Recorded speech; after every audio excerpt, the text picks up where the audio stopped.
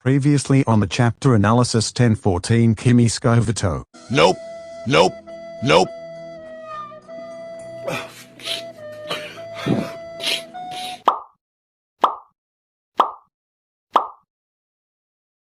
Betul, kita beroleh kemenangan yang pertama.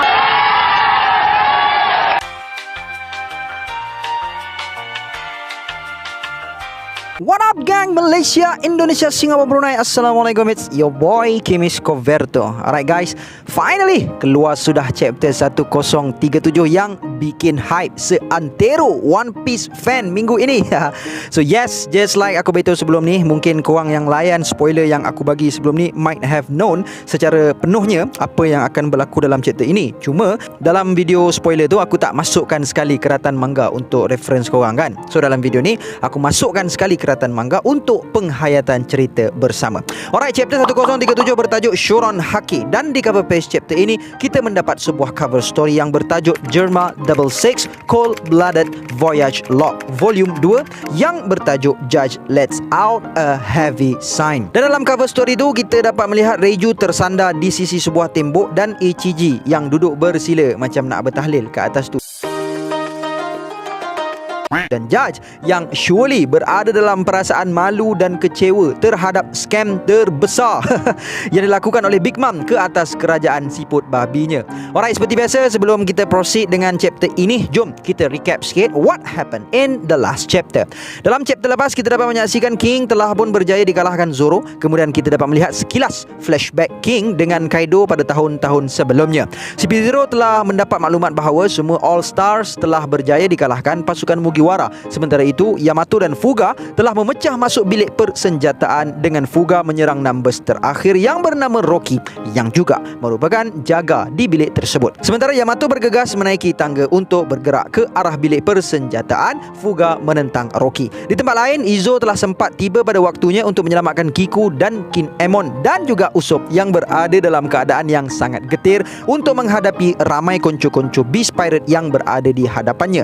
Berkat kehadiran Izo, misi menyelamatkan Kiku dan Kinemon akhirnya berjaya. Sementara itu kita dapat melihat kedua-dua Raizo dan Fukurokuju sedang mengenakan teknik pelumpuh masing-masing, membuatkan mereka berdua-dua tidak dapat bergerak, dan pada masa yang sama api sedang merayap-rayap perlahan-lahan untuk membakar mereka berdua sekiranya mereka masih berentak dengan teknik itu. Manakala Apo dan Inbi meneruskan larian mereka setelah X-Drake dan Zanki telah berjaya dijinakkan Agent CP0, dan CP0 yang berada di situ masih menyatakan bahawa walaupun anak-anak buah kedua-dua belah pihak telah pun tumbang, namun kemenangan untuk pihak Mugiwara masih lagi belum mutlak selagi mana Big Mom dan Kaido masih lagi gagah berdiri. Sementara semua perkara ini berlaku di masa yang sama Luffy sedang bertarung dengan Kaido. So nak tahu what happened in this chapter? Jom, let's proceed with the content.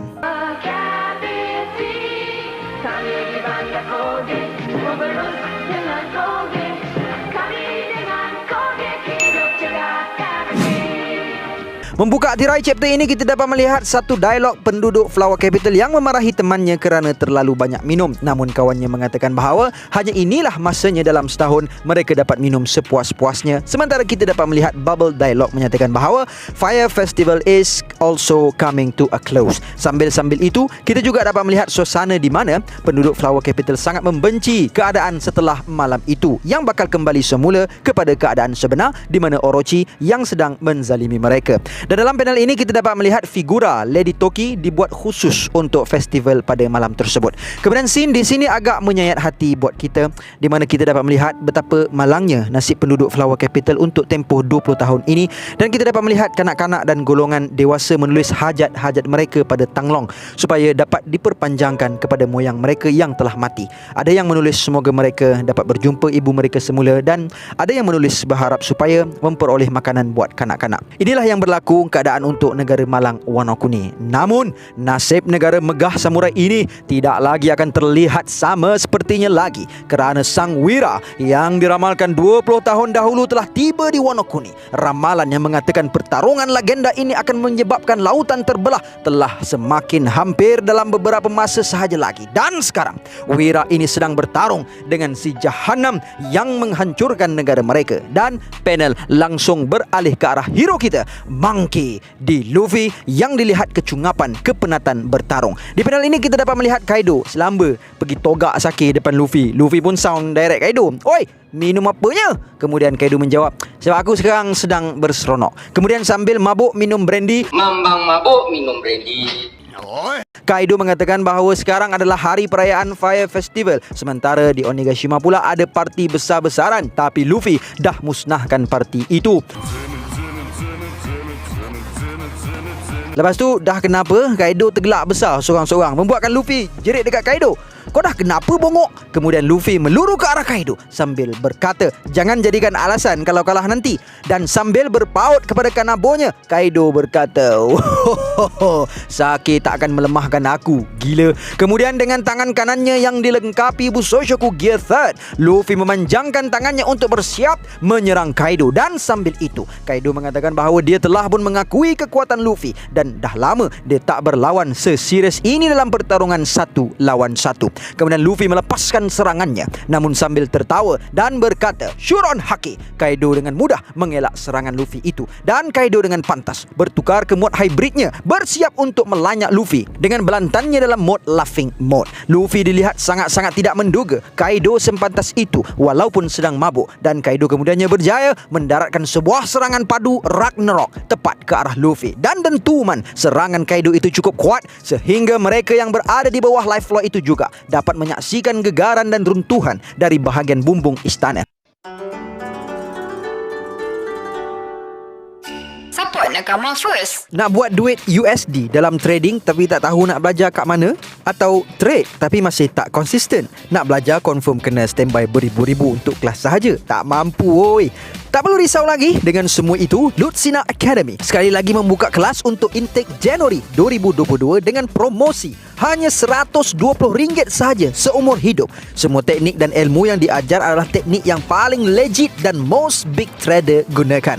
Carilah ilmu dan teknik ini di luar sana. Harga kelas pastinya RM1,000 lebih. Tapi kali ini di Lucina Academy, yuran untuk belajar semua teknik advance hanya RM120 sahaja dengan syarat 100 orang yang terawal sahaja. Teknik limited, so pengambilan intake pun kena limited. Boleh tengok feedback dan outcome student yang telah withdraw beratus-ratus USD sehari. InsyaAllah semua boleh jadikan trading sebagai kerjaya. Be your own boss. Link Lucina Academy aku tinggalkan di ruangan description di bawah.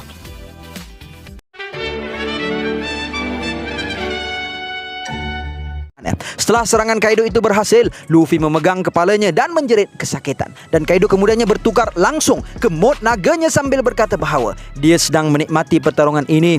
Namun Kaido menempelak dirinya kerana gagal untuk mempertahankan istananya sendiri yang memerlukan tempoh 5 tahun untuk dibina semula. Dan kita dapat melihat satu text box menunjukkan bahawa Kaido pada ketika itu berada dalam fasa set drunk. Dan di panel ini kita dapat melihat Luffy sekali lagi cuba meluru ke arah Kaido sambil dia berkata sendirian supaya tidak memandang rendah kepada Kaido dalam keadaan mabuk itu. Dan di panel ini dalam fasa set drunk, Kaido dilihat suka bercakap-cakap seorang macam sedang meracau. Kemudian Kaido sekali lagi melepaskan satu serangan ke arah Luffy. Kali ini serangan dengan elemen angin dan bukan sahaja angin biasa tetapi angin berbilah yang sebelum ini berjaya memotong lengan Kiko.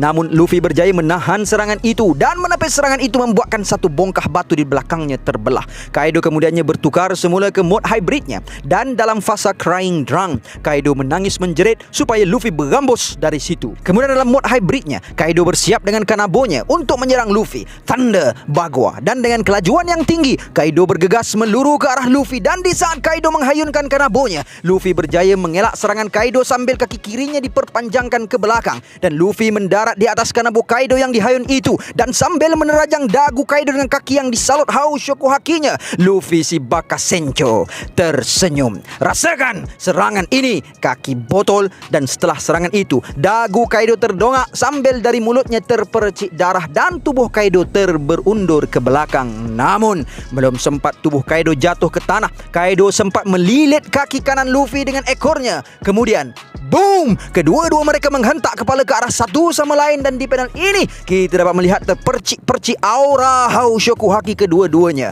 Dan kita juga dapat melihat dahi kedua-dua mereka tidak bersentuhan, dan mereka berdua beradu dahi untuk beberapa lama sebelum Luffy yang terperlanting ke belakang sambil Luffy berkata bahawa Haki Kaido semakin bertambah kuat. Dan dengan hentakan kepala tadi, kemabukan Kaido semakin memudar dan membuatkan Kaido marah, dan Kaido langsung menghamburkan serangan Bolo Breath dari mulutnya. Dan di fasa ini Kaido sedang berada dalam fasa Angry Drunk, namun serangan Bolo Breath Kaido itu mudah dielak Luffy. Kemudian kedua-dua mereka bersiap dengan serangan bertubi masing-masing. Luffy dengan kalimat Rock, Kaido dengan kalimat Gundari. Dan di panel ini kita dapat melihat satu pertukaran serangan yang sangat sengit dilontarkan bertubi-tubi. Luffy dengan Rock Gatlingnya, manakala Kaido dengan Gundari Meteor Showernya. Dan dalam serangan bertubi-tubi itu, sekali-sekala serangan Kaido mendarat ke wajah Luffy, dan begitu jugalah Kaido. Dan begitulah berlaku selama beberapa lama sehingga Kaido melayangkan kanabonya dari sebelah kanannya. Namun Luffy lebih tangkas menghentikan serangan tersebut dengan tangan kirinya, juga tidak bersentuhan. Sementara Luffy memanjangkan kakinya ke belakang dan dibesarkan, siap untuk dilepaskan ke arah Kaido. Kaido yang telah menyalutkan serangannya dengan haki sang raja menjadi tergamam setelah melihat dengan mudah Luffy menghentikan serangannya begitu sahaja, menjadi target yang terdedah kepada Luffy. Sejenak Luffy menghayunkan dengan pantas dan kuat kakinya tepat ke perut Kaido, membuatkan mata Kaido keputihan dan tersembur darah dari mulutnya. Dan di panel ini wajah Luffy dilihat sangat-sangat fokus, bersiap untuk menantikan kebangkitan semula Kaido dari serangan itu. Walaupun serangan itu cukup kuat, membuktikan yang Luffy benar-benar mengambil pertarungan ini serius dan langsung tidak memandang rendah kepada musuhnya. Kemudian scene beralih ke arah Marijoa di puncak Red Line. Kemudian kita dapat melihat satu dialog di situ mengatakan bahawa nampaknya referee kali ini adalah satu sumpahan. Kemudian seorang lagi berkata bahawa mereka perlu ketepikan dahulu perkara itu kerana Wano lebih meruncing pada saat ini. Kerana tak siapa menyangka bahawa pertarungan itu akan menjadi seserius ini. Kemudian seorang lagi Gorosei mengatakan bahawa Nico Robin sepatutnya telah pun diberkas pada saat ini, dan inilah masanya mereka patut bertindak kerana kematian tidak akan dipersoalkan kerana dia turut serta dalam pertarungan dengan Big Mom dan Kaido. Kemudian scene beralih ke arah perairan Wano Kuni. Kemudian kita dapat melihat dialog di antara scout unit kapal World Government kepada nakhodanya. Ketua rombongan kapal itu mengarahkan supaya semua unit untuk bersiap, namun dia telah terkejut mendengarkan suara scout unit dari Denden Mushi apabila scout unit itu memberitakan bahawa terdapat bayang-bayang gergasi di belakang mereka, dan dia menyangka bahawa itu adalah sebuah pulau. Namun di panel ini kita dapat melihat sebuah sosok yang sangat raksasa tubuhnya, memiliki gading dan belalai yang sangat besar dan dipercayai adalah Zunisha. Kemudian di Pangaea Castle pula kita dikejutkan lagi dengan satu lagi pendedahan. Seorang Gorosei di situ terkejut mendengarkan nama sebuah Devil Fruit telah pun awaken, dan dikatakan Devil Fruit itu tidak awaken selama berkurun-kurun tempohnya, dan bagi mereka sendiri pun Devil Fruit itu hanyalah sebuah legenda. Dan seorang lagi Gorosei di situ mengatakan bahawa tujuan utama World Government memberikan nama lain kepada Devil Fruit itu adalah supaya dapat menutup nama sebenarnya dari catatan sejarah. Dan chapter pun tamat.